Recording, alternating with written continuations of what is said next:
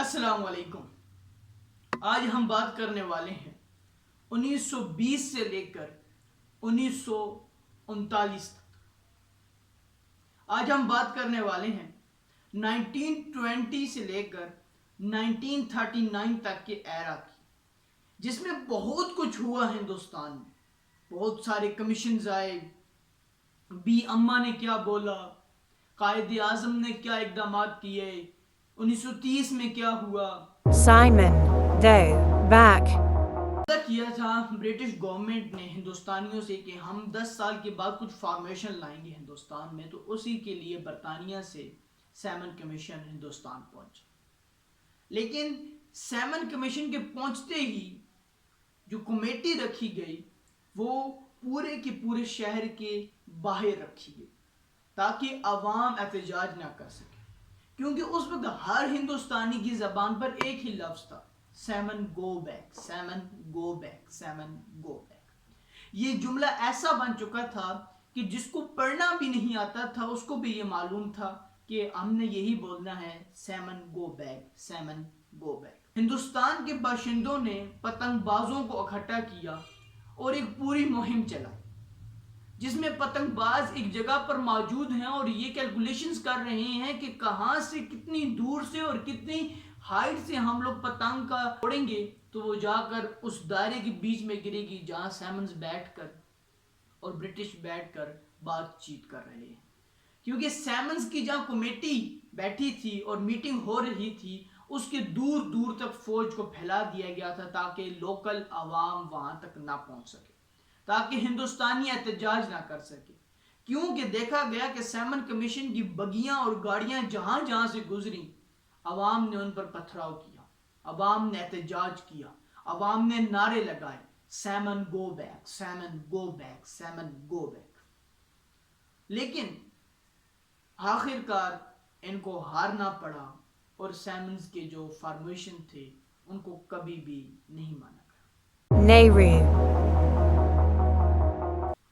لیکن اس کے بعد یہ بھی دیکھا جاتا ہے کہ یہاں تو ہندوستانی اور مسلمان اتحاد میں آ کر سیمن گو بیک کے نعرے لگا رہے تھے، لیکن جب یہ سیمنز چلے گئے ہندوستان سے تو پھر جو نہرو تھا اس نے نہرو رپورٹ پیش کی۔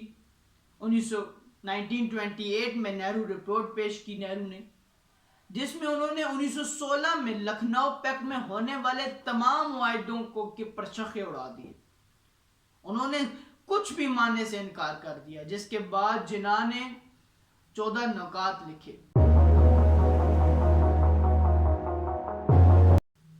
اس کے بعد شروع ہوتی ہے 1935 کا وہ ایکٹ منظور ہوتا ہے جو پورے ہندوستان پر لاگو کیا جاتا ہے، اور اس کے نتیجے میں ہندوستان میں ایک حکومت قائم کرنے کے لیے انتخابات کرائے جاتے ہیں، جس میں کانگریس مسلم لیگ کو اس طرح ہراتی ہے جس طرح ایک ایسی ٹیم کھیل رہی ہو جس کو بیٹ بھی پکڑنا نہ آتا۔ مسلم لیگ صرف پنجاب اور بنگال میں ہی سیٹیں لے پاتی ہے، 5 صوبوں میں کانگریس مضبوط حکومت بناتی ہے، کئی صوبوں میں وہ مشترکہ بناتی ہے، اور اسی طرح وہ ایک الائیڈ گورنمنٹ بنا لیتی ہے، اور اس گورنمنٹ کی فارمیشن کے بعد وہی ہونا تھا جو ہندو چاہتے تھے، ہندوؤں کا راج، ہندوؤں کا ظلم، مسلمانوں پر مذہبی پابندیاں۔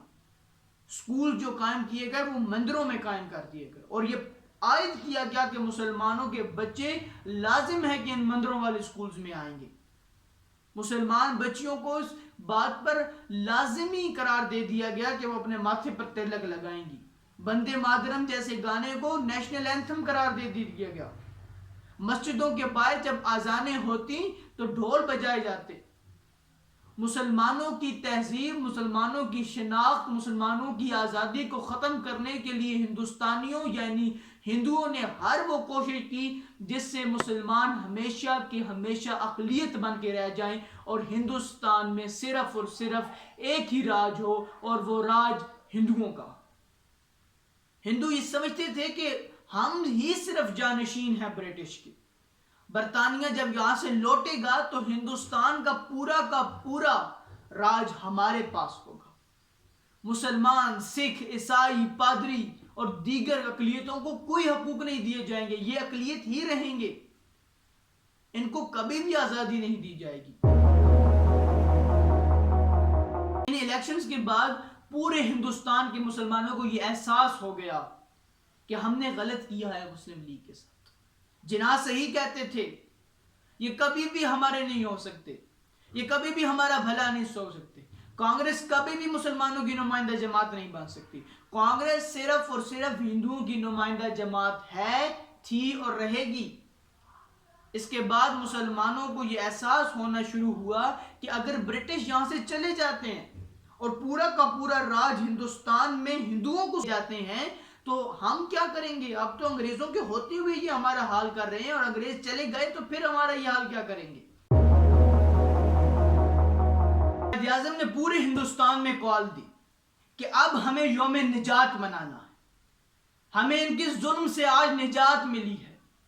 آج ہم لوگ اب دوبارہ اپنے تشخص کے لیے بحال ہونے والے ہیں, جس پر بہت خوشی کا اظہار کیا جاتا ہے. یہ موقع تھا جب ہندوستان میں یہ معلوم پڑ گیا کہ مسلمان ایک قوم بن چکے ہیں. جناح کی قیادت میں وہ پلیٹ فارم مل چکا ہے مسلمانوں کو برصغیر پاک و ہند کے. اب مسلمان ان کی آنکھوں میں آنکھیں ڈال کر ان کے سامنے کھڑے ہو کر اپنی آزادی, اپنے حقوق کی آواز بلند کریں گے. اور جو تاریخ میں 1930 میں علامہ محمد اقبال رحمۃ اللہ علیہ نے جو قرارداد پیش کی تھی, جو یہ کہا تھا کہ ہم لوگ آزاد ریاستیں چاہتے ہیں, ہم ہندوستان سے ہٹ کر ایک صوبہ, ایک ریاست چاہتے ہیں جس میں مسلمان اپنی تہذیب, اپنے تشخص اور اپنی مذہبی اعمال کو اس طرح پھیلا سکیں اور اس طرح آزادی سے رہ سکیں کہ ان کو تمام حقوق ان کے ہوں. ایک ایسی ریاست بنائی جائے جو فلاحی ہو, جو اسلامی ہو. اب مسلمانوں کو اپنا خواب بہت نزدیک لگ رہا تھا. اب قائد کو یقین ہو رہا تھا کہ قوم متحد ہو چکی ہے. اب ہم رکنے والے نہیں ہیں, اب ہم نے بڑھنا ہے, اب ہم نے آگے بڑھنا ہے, اب ہم نے قوم بننا ہے, اب متحد ہونا ہے. علامہ اقبال کو اتنا یقین تھا قائد اعظم رحمۃ اللہ علیہ پر کہ ایک دفعہ قائد اعظم رحمۃ اللہ علیہ جاوید منزل گئے.